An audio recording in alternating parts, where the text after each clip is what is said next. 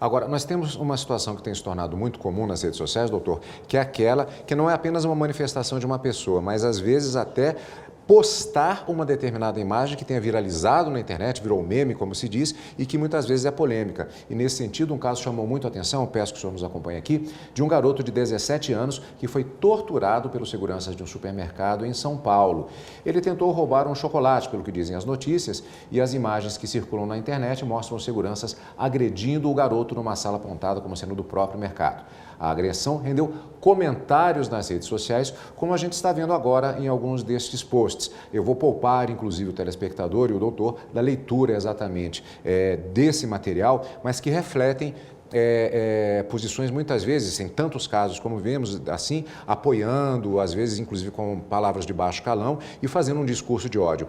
É uma situação problemática, né, doutor? A repetição de um tipo de discurso e a postagem de uma imagem que pode ser agressiva. Sim, com certeza. Nós temos um ordenamento jurídico, vivemos em um Estado de direito, né?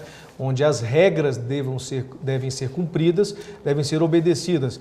Então, a própria pessoa que captura essa imagem, ela já está cometendo uma violação. Vamos falar aqui do básico, que realmente é uma questão mínima, o direito de imagem.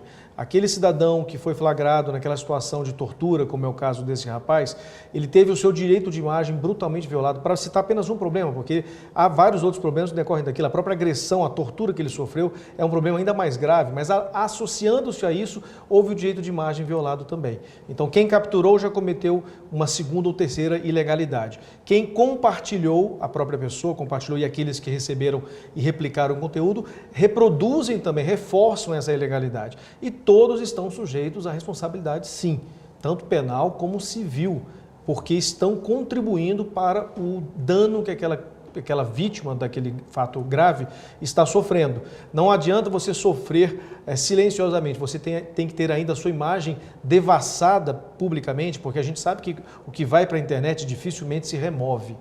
Então, há uma potencialização brutal daquelas violações que a pessoa está sofrendo.